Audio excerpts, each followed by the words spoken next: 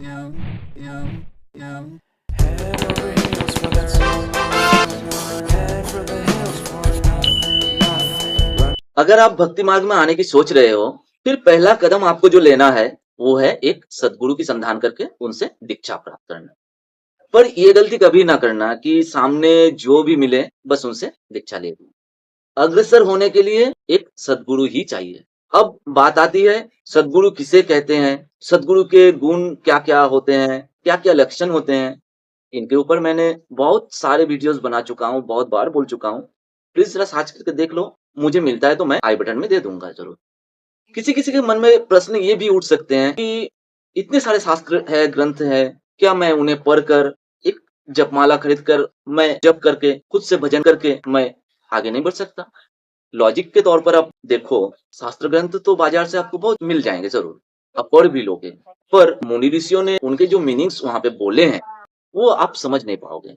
आप उस वक़्त वही मीनिंग्स को समझ पाओगे, उस वक़्त आपकी मानसिकता और बुद्धि जिस स्तर पर है। आप जब एक सद्गुरु के सान्निध्य में आते हो, भक्त संग करते जाते हो, ये सद्गुरु की सान्निध्य और भक्त संग हमारी मानसिकता और बुद्धि के स्तर को बहुत बदल देती है। फिर आप पढ़ो उसी चीज़ को, उस वक़्त की समझ और अब की समझ बहुत फ़र्क होगी। अब पढ़ो आप, आपको प्रॉपर मीनिंग्स समझ आएगी, सद्गुरु के कृपा से। पर भक्त बनने के लिए कभी अतिरिक्त ज्ञानी बनने की कोशिश ना किया करना, नहीं तो कृष्णकालीन समय के उद्धव जी के जैसे बन जाओगे। उद्धव जी कृष्ण जब मथुरा में थे, ज्यादातर समय कृष्ण के साथ ही रहते थे, बिल्कुल कृष्ण जैसा ही दिखते थे और उद्धव जी अत्यधिक तत्वज्ञानी थे। भगवान जब वृंदावन छोड़कर मथुरा चले आए थे, तो कुछ दिन बाद उन्हें वृंदावन की गोपियां और श्री राधा रानी की याद बहुत सताने लगी। उन्होंने उद्धव जी से अनुरोध किए, हे उद्धव, आप जरा वृंदावन जाओ, आप जाके देखो और मुझे खबर दो कि मेरी गोपियां और श्री राधा रानी कैसी है। भगवान के कहने पर उद्धव जी वृंदावन आए तो देखें सभी सखिया समेत हमारी श्री राधा यमुना की पनघट पे बैठी है। सभी उदास और सभी कहीं खोए हुए, माहौल एकदम सुनसान। उद्धव जी नतमस्तक रथ से उतरे और एक-एक के पास जाके समझाने लगे, कृष्ण ब्रह्म है, आप क्यों उन्हें हमेशा पाने के लिए व्यर्थ में जीवन को गंवा रहे हैं? हम साधारण मनुष्य हैं, भगवान की प्राप्ति हमें सिर्फ कुछ क्षण भर के लिए ही होती है। अब आप जरा सोचो, किन्हें समझा रहे हैं वो?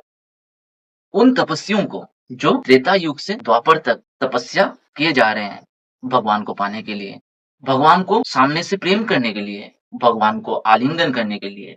उन गोपियों को जो हर वक्त श्री राधा रानी के संग रहती है, उन्हें समझा रहे हैं। ऐसी होती है ज्ञानी भक्त की हालत। फिर गोपियां भी उद्धव जी के जवाब में गहरी ज्ञानपूर्ण और प्रेम के स्वरूप के बारे में बहुत सारी बातें कही। फिर उनके विचार के सामने उद्धव जी ने हार मान लिए और प्रणाम करके चल दिए। कभी सुनना उद्धव जी और गोपियों के बीच हुई ये वार्तालाप।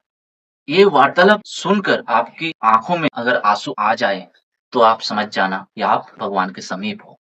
भक्ति वृद्धि के लिए ज्ञान की वृद्धि होना अति प्रयोजन, क्योंकि हम भगवान के रूप, गुण, लीला, महिमा आदि सुनकर ही उनके प्रति इतने आकृष्ट होते हैं। पर दूसरी तरफ ये भी सत्य है, बहुत ज्यादा शास्त्र ग्रंथ पढ़ लेने पर ही भक्ति मिल जाएंगे, ऐसा भी नहीं है।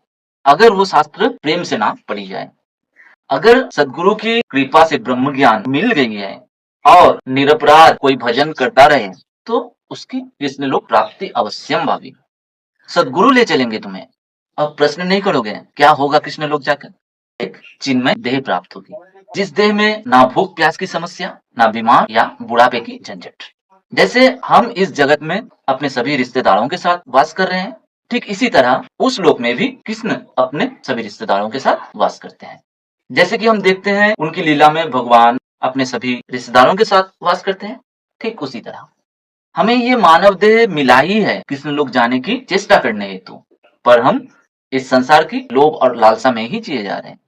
लगे रहो। हरे कृष्ण।